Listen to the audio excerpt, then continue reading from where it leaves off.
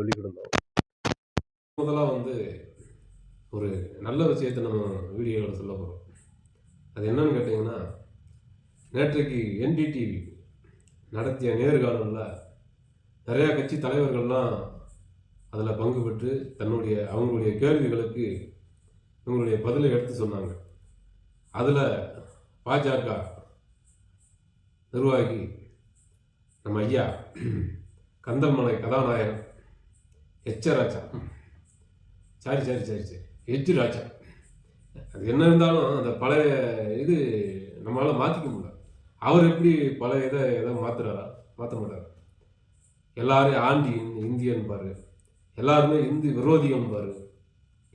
அப்படியாப்பட்ட நம்ம எச் ராஜா இவ்வளோ அற்புதமான ஒரு தமிழ்நாட்டில் இது வரைக்கும் கலவரங்களை தூண்டுற மாதிரி விஷயங்களை நிறைய பேசியிருக்காரு. நிறைய அற்புதமான மத கலவரங்களை தூண்டுற மாதிரி நிறைய விஷயங்கள் பேசியிருக்காரு நம்ம எச் ராஜா.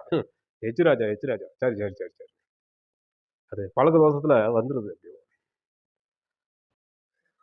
ஐயா வந்து நிறைய கட்சி தலைவர்களை விமர்சனம் பண்றது இல்லாம ரொம்ப என்ன சொல்றது, ரொம்ப எப்படி சொல்றது, ஆபாசமான வார்த்தைகளை அதிகமா உபயோகப்படுத்துற ஒரு மாபெரும் தலைவர். ஆமா, அப்படிப்பட்ட ஐயாவுக்கு வந்து நேத்து அப்படி வெட்டு வந்துருச்சு. அப்படின்னா என்ன சொல்றது, பக்கவாதம்.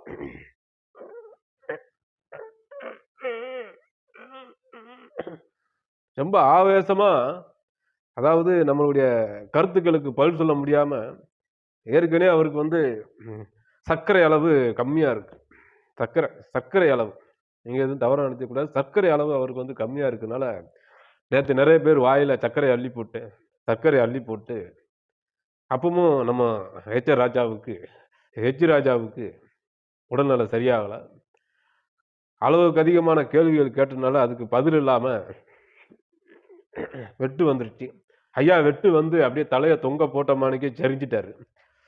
அந்த கூட்டத்தில் வந்து பங்கு எடுத்தவங்க எல்லாருமே நம்ம முதற்கொண்டு எல்லாமே முடிஞ்சு போச்சு, அப்புறம் சொந்தக்காரங்கெல்லாம் சொல்லி விடலான்னு.